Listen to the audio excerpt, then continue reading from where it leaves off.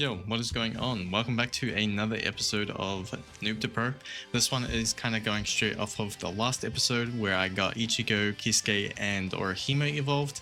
Now this one, instead of me going straight into going for the other 3 Mythic Banner units, I actually still need to obtain them, and when I had recorded my last episode, this had been going over a couple days to actually get my units from the banners, so I wanted to get back into just playing this account in general, so why not go ahead and dedicate this episode to Igris's boss rush. Now this episode the length of it will definitely depend on how lucky I do get on this Igris boss rush, but if I do get him like pretty fast, I'll try figure out something else to do in this episode, or it might just be a shorter one. Anyway, let's just go straight into it and start grinding. I've done this boss rush already once. I did mention this in the previous episode. I'll go through it again and I'll show what I'm gonna do. I'm pretty sure you can pretty much just solo it with Rem and Ram, so that is what I'm gonna do. Rem and Ram just have such a high value as units. They pump out a lot of damage for being very cheap. You really don't need a trait on them to feel good as well. They have really been a main staple in this grind. I didn't use them for world lines, but outside of world lines, grinding for more difficult stuff, they have been perfect, like the legend stages for going for Gilgamesh. They definitely carried me there. So I have Kisuke and Ichigo equipped as well, but most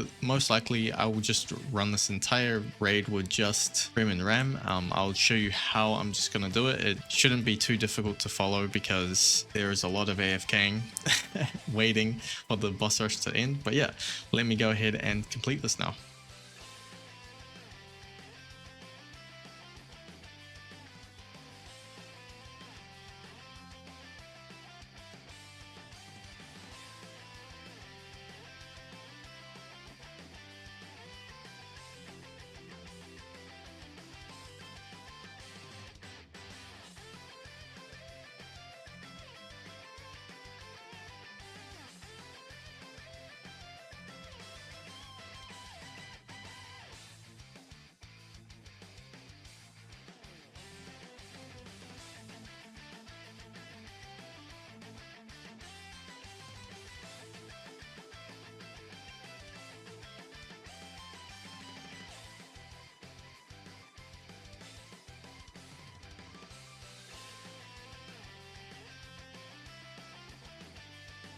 And that was Igris's boss rush. Very simple. You can simply use one unit, and I probably did not even need to upgrade any of my farms. I have 346k yen left to spare. Do I get Igris? Nope. Well, yeah, this is what I'll be doing. I guess I'll be back when I have Igris. Oh my goodness. Alright, that was actually super fast. Thank God, because Sakura took way too long to get. Okay, there we go. I have Igris gotten. It didn't even take that long. I have 114 commander tokens. That was a very quick grind indeed. With Igris obtained so fast, I actually have no idea what to do. It's maybe been an hour at most me doing this. Yeah, I still want to farm more of those boss events so I can get all of this materials. I'll go ahead and pick up these rerolls for now. I have 660 rerolls. I'm just building up the rerolls so fast on this account. It is nuts. Yeah, I'll go ahead and complete his legend stage, get his evolution materials. I might as well evolve him too, just so I can have him. More than likely, I will not use him. He's just a trophy unit at this point. I think what I'll do after that is kind of just finish off some loose ends with some of these achievements. So I did, because I was doing the boss event, I have now done everything, so I can also claim this for 20 more rerolls, 1,000 gems, and the Blood Red Commander title. There we go. So it's been a couple of days since I last recorded. I'm just currently in a challenge because it's a reroll challenge, might as well do it. I went ahead and I have gotten all the evolution materials for Igris. I probably put a little mini montage of it. I'm not too sure because I haven't edited it yet. If you have been in the Discord in the past day, you know what the sneak has been that they've shown off. If you haven't, I'll first reveal it right now.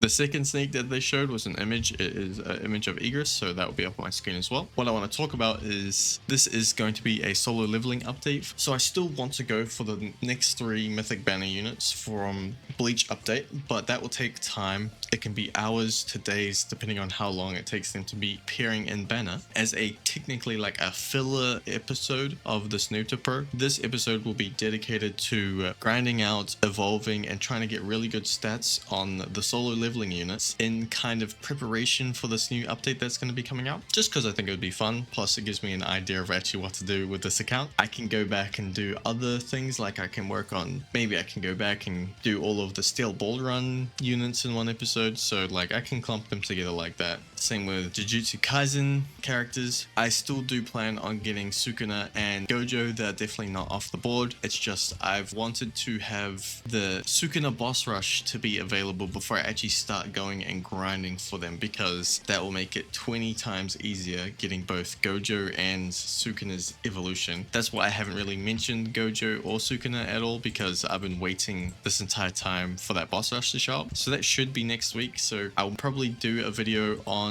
Jujutsu Kaisen next week for this account, so that will be great. But yeah, this episode alone will be based around going for Cha-In, Sung Jinwoo, and my Igris evolved. This will probably take a little while because I am pretty low on essences. So what I do want to go for though is like not amazing stats, but I do want a minimum of S on every unit before I evolve them, so they go at least to Z, because if they do get a double evolution, that will then also make them go from Z to Z plus, so that will be great. So that is the plan of today's episode. After doing that challenge, I will now go ahead and start working on getting stats for my Igris, my Sung Jinwoo, and my Cha-In that I said I'd never do. This will probably just be a stats montage. Let's see how long it takes me to get good stats on all of them. Done one infinite, so let's re-roll them and see what I get.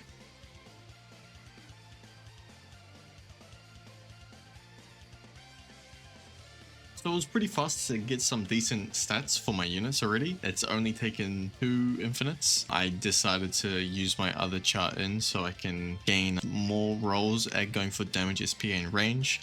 I'll probably still bring in this Cha-In as well, so I can transfer off the stats, because if we look at the other stats that I got a Z, an S, and I have an A SPA on my Igris, which is pretty good, and then I have an SSA on my Sung Jinwoo. So all I need left is to get at minimum an S range and another SPA. So I'll probably just bring in separate units to try see if I can roll them. Maybe do a little bit of rolling right now. I have 20 super stat chips I usually never use, so let's just try roll for SPA and range. All right, nothing from my super stat chips. I'll roll like 12 times. Right, nothing from just rolling stat chips. So I will go back to grinding and trying to get at least a S SPA and also a S range.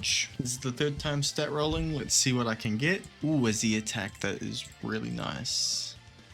Ooh, a Z SPA. That's crazy. Can I get a Z range? SSPA. That is completely fine. I will keep these Z's for a different character, but like I said, I'm going for S's. Okay, back at the stat re-rolling again. Let's check out and see if I can finally get a S range. Boom. Nope, all A's.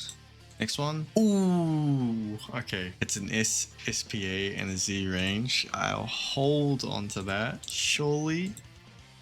Oh, another SSPA. Okay. All right, here we go with Igris. I have everything unlocked for him, and I've got all the essence stones ready. I just need to get him to level 60, but I'll go ahead and evolve him first. Here we go. That is Igris done. We have a new secret unit on the account. This is our 3rd secret now, which is very cool to see. This is the first secret outside of Alucard that was introduced into the game. He is a free-to-play secret, meaning that he can be obtained without needing to go through the banner. Cosmetic is pretty cool. It is just his armor, and you get his pose. I don't know why Diego's ring is still around, but it actually looks pretty cool. Yeah, I'll be rocking this for the rest of the episode, because why not? All right, there we go. That is our first unit max maxed out for the solo leveling units. Let's go ahead and start working on doing Jinwoo now. Okay, it has been another day. I'm sorry with this just going over days, even though this is not that long of a grind. My internet was just terrible last night, so I kind of hopped off early and was just using my mobile data to grind out the materials I needed for my Cha-In and Jinwoo, so now I have 12 for each of them. I decided I'm not going to go for level 60 on them in this video. This will just be something I'll do over time in preparation for the new solo leveling update. If it is going to be the solo leveling update, I assume it is. So yeah, I have gotten all of the essence stones, I believe, and materials to evolve both of them, so we can go ahead and do this right now. Here is my Jinwoo who become ZZ and Z+, so let's go evolve him right now. There we go. Dude, his model looks great, honestly. It is a great looking model and it'll be perfect, or it'll be great to use him once again, as he is a unit that I really liked, but I didn't really touch after maybe basically going into the Dandadan update, into update 2. I just stopped using Jinwoo completely. The last unit to evolve is my Cha-In. She actually recently got a buff, so she has 100% dodge chance, but this used to not work on snare. In the most recent update 4.0, they added in the little quality of life section that Cha-In can now dodge snares, so that is pretty good in case they reintroduce enemies in the future that have snare, because it's only the spider raid and it's not exactly too difficult, or it's like not really necessary to need to bring Cha-In. But that is a nice little update that they did for Cha-In to make her, I guess, somewhat better. She is a pretty good unit, definitely has fallen out of the meta too. So now that we have all the solo leveling characters evolved, I'll do a little mini showcase on them and then I'll probably end off the video here. But outside of that, we also did get to level 25 in the battle pass, so we have Lucy unlocked. That will be great when I do go ahead and evolve her. She is a very, very good support unit. And then also with the achievements, I have done Igris's evolution step, so that is 5 trait rerolls there, and I believe I should have it for Cha-In as well then. Yeah, there we go, 5 trait rerolls from Cha-In as well. So this brings us those final trait rerolls that we got. We are now 701 trait rerolls acquired on this account, all free to play. That is a crazy amount of trait rerolls to have on a free to play account. This just shows how generous AV is with their trait rerolls. It is good to see a game like this where being pay to win, you can really get a bunch of trait rerolls and get ahead of the game, but also you get a bunch of trait rerolls playing overtime as well. I also got my level milestone for another 5 trait rerolls here. I will say, I don't think I've said this in a video yet, but being pay to win doesn't mean that you're going to get exactly what you want. Going into update 4.0 on my main account, I had acquired about 400 trait rerolls. This was all free to play. I used all of them. I didn't get a single monarch from those. I kind of broke under peer pressure, and for all of the bundles, I tried to go through like anything else I could and grab more trait rerolls. I've gotten up to about 1,000 trait rerolls this update and I haven't seen a single monarch. I've gotten 3 ethereals, but one of them I rolled off of because my main unit that I want to be rerolling on currently, after looking at all the units on this update, is actually Gogeta. I really want to get a Gogeta monarch, so I've rolled ethereal on him once. I got an ethereal on Uryu as well, and I got an ethereal on Aizen, so that's not too bad. Definitely would have been great to see me get a monarch this update, but that has not yet happened. Any single time I get any sort of trait reroll, even just a single one, I just instantly spend it on Gogeta. Yet to get anything great, but yeah, hopefully I get one soon, because it has been a bit painful seeing other content creators go like 200 trait rerolls and get multiple monarchs. Spending money definitely gives you an advantage, but at the end of the day, it is still luck based, so yeah, that's just how it is. Anyway, let me go ahead and enough rambling and continue on with this video by showing off these units that I've gotten. It'll just be a little showcase because these are older units, so more than likely you will know what they do. Just kind of showing off because some people that are newer to this game might not even have bothered to go for these units and go for the newer units instead, because these are older units. There's no real point in going for these. I've gone ahead and edited the video, so it is getting a bit longer and I don't want you guys to I don't want to take any much more of your time, so this will be a super brief showcase on all of these units.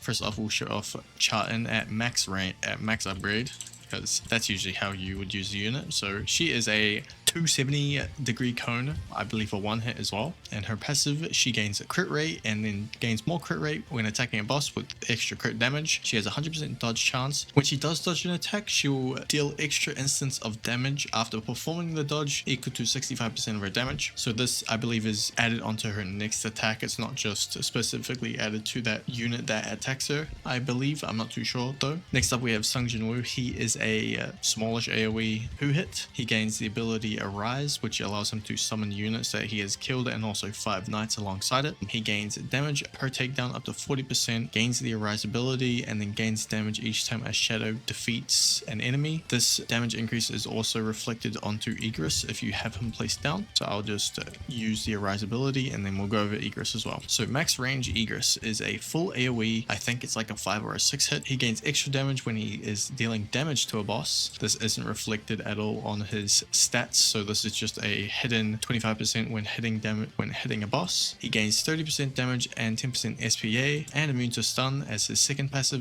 Very simple, no confusion there. The last one, he gains damage in range for 100 seconds after a shadow enters his range. So this relies on Jinwoo to use his ability, so Igris can gain this last passive, and then he also will gain extra damage every time a shadow defeats an enemy from Jinwoo's last passive. So now he will gain up to a maximum of 1.75 times damage, which is pretty cool. These units were really good at the time. They definitely have fallen off now, but with a double evolution they should be great again. If it is a double evolution, we're still unsure. So yeah, that is the end of the video. There is nothing much else to say other than appreciate it if you made it this far through the video. See ya.